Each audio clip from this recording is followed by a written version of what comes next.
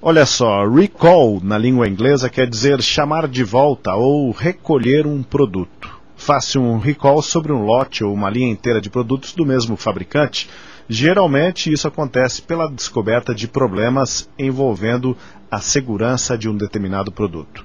Pois em algumas democracias existe a possibilidade de recall, de chamar de volta, de recolher um político. Isso mesmo, os eleitores insatisfeitos têm um mecanismo para voltar atrás na eleição de fulano ou beltrano. O Alexander Santana é procurador federal, integrante da Advocacia Geral da União. Ele se formou pela Universidade Federal do Paraná e fez uma monografia, uma pesquisa em 2004, com o tema O Direito de Revogação do Mandato Político Representativo, ou seja, que trata da possibilidade de recall dos políticos. Vamos conversar com o Alexander. Boa tarde, Alexander. Boa tarde, Marcos. Boa tarde aos ouvintes aí da CBN. Também a Roberta Canetti, minha colega de turma. Olha só, então, Alexander, me diz uma coisa, uma revelação, hein? A Roberta Canetti até se assustou agora e ela realmente, como é que é, Roberta? Reconhece o Alexander? Lembra dele? Sim, lembro. Que na hora que ele falou, eu fui correndo olhar o nome aqui, é colega, sim, mas não da Faculdade de Jornalismo, da outra, de Direito, né? Então, Alexander, agora que vocês já se conversaram, vamos à entrevista. Me diz uma coisa, existe algum caso histórico de recall de político em outros países? Porque aqui no Brasil a gente não tem esse mecanismo ainda, né? Sim, no Brasil nós não temos. O caso mais famoso em que efetivamente aconteceu o recall foi quando na Califórnia, porque o recall existe nos Estados Unidos a nível estadual, não existe a nível nacional, né? A nível federal não existe, mas a nível estadual e a nível municipal existe. E no estado da Califórnia, eu não me lembro agora se foi no ano de 2003 ou 2002, tinha um governador chamado Gray Davis, e o povo não estava satisfeito com esse governador, e então coletaram assinaturas entre os eleitores, e conseguindo um número mínimo de assinaturas, eu não me lembro qual era o percentual, acho que era em torno de 5% de assinaturas do total de eleitores, eles conseguiram convocar uma eleição revocatória.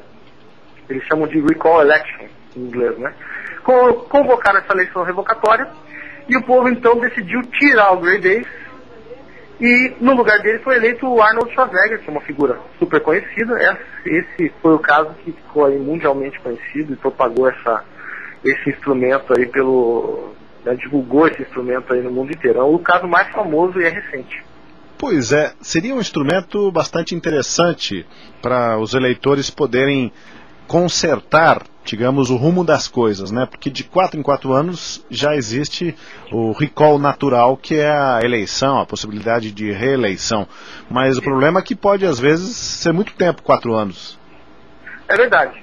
E aí o eleitor pode, caso ele não goste do governante, né, se esse instrumento vier a ser instituído no Brasil, o eleitor brasileiro poderia, se não estiver satisfeito com o seu governante, poderia reunir outros eleitores, convocar uma eleição revocatória, e aí então todo o eleitorado iria ser chamado a opinar pela continuidade ou não do mandato daquele governante. Mas tem uma coisa interessante, Marcos, que o recall ele serve não somente para consertar, mas ele também é um instrumento preventivo. Por quê? A partir do momento, isso na bibliografia, isso é colocado assim, pela maioria dos autores, quando eu fiz a pesquisa eu observei isso, eles colocam que a principal função do recall é preventiva. É até mais importante do que a função repressiva, que é a função de consertar algo que está errado.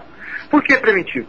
Porque a partir do momento que o governante sabe que ele está sujeito ao escrutínio público, que ele está sujeito a um instrumento que pode removê-lo a qualquer momento do mandato, ele se cuida mais. Ele começa a não só a se preocupar mais com o seu aspecto ético, mas também ele passa a se preocupar melhor em dar resultados para o povo, os resultados que o povo espera. É claro que não é um instrumento, eu chamo de instrumento porque é uma ferramenta que está à disposição do povo, né? Mas ele não é um instrumento sem defeitos, ele tem seus defeitos sim, ele tem seus riscos, né? Um risco, por exemplo, é que uma mentira, uma calúnia, enfim, que seja propagada, pode de repente fazer com que o povo remova um governante que talvez não tenha culpa. Pode acontecer isso. Em tese, na teoria, isso pode acontecer. Mas eu acho que ninguém, por exemplo, diria... Isso também acontece na eleição, né? Na eleição, o debate é livre. Cada um pode falar o que quiser. Enfim, nós estamos aproximando do período eleitoral, vamos começar esse tipo de discussão. Mas ninguém diria assim, vamos parar com a eleição só porque a eleição tem o risco de causar injustiças. Seria, na verdade, realmente uma possibilidade de mudança de rumo, né, caso as pessoas estejam insatisfeitas. Vamos pegar, por exemplo, Alexander, o que aconteceu no Distrito Federal com o governador José Roberto Arruda. Ele vinha manobrando politicamente para salvar o seu mandato, apesar de provas de que a corrupção graçava por lá. Se houvesse o instrumento do recall dos políticos, talvez mesmo com o apoio dos seus parlamentares, dos deputados, a maioria, etc., ele tivesse que dar explicações imediatas ou no curto prazo para a população, né? Sim. Esse exemplo recente aí da nossa política, lamentável da nossa política, é um bom exemplo para diferenciar o impeachment do recall. Por quê? O impeachment, quem julga o impeachment é a Casa Legislativa. Então, no governo estadual, é a Assembleia Legislativa. Lá no Distrito Federal, é a Câmara Legislativa do Distrito Federal. Se fosse o presidente da República, seria o Senado Federal. Então, é um colégio eleitoral, vamos dizer assim, menor, mais reduzido, né, limitado aos parlamentares. Já o recall, não. O recall é toda a população é chamada para opinar. E tem uma outra diferença, que é o seguinte: o impeachment, apesar de ser um instrumento político, ele normalmente baseia num crime de responsabilidade. Por exemplo, tem que ter uma acusação formal de algo bem grave para que o governante seja removido. Ele é um julgamento. Apesar de ele ter caráter político, ele é um julgamento. Precisa de uma... Já o recall não tem isso, Marcos. No recall, se o povo simplesmente estiver insatisfeito com os rumos da política, ele pode ser perfeitamente ético até, um governante. Mas o povo não está satisfeito com os rumos que ele está tomando, com as decisões que estão sendo tomadas. E pode simplesmente, então, removê-lo caso assim o deseje. Mas isso não haveria um risco de banalização desse recurso, de repente não temos mais quase nenhum político terminando o seu mandato, porque haveria esse recall, essa proposta, e derruba fulano, derruba cicrano, e há esse risco também, não? Eu acredito que no início, logo depois de criar o instrumento do recall, é possível que exista um certo exagero. Isso inclusive é relatado, por exemplo, pelo Joseph Lieberman, que foi um dos autores que eu estudei quando escrevi a monografia. Ele relatou isso. Ele observava que, logo depois que o recall era criado numa determinada região geográfica, nos primeiros anos, né, depois da criação do recall, ele era utilizado. Mas depois, ele acabava sendo utilizado mais como um instrumento preventivo, como eu disse no início.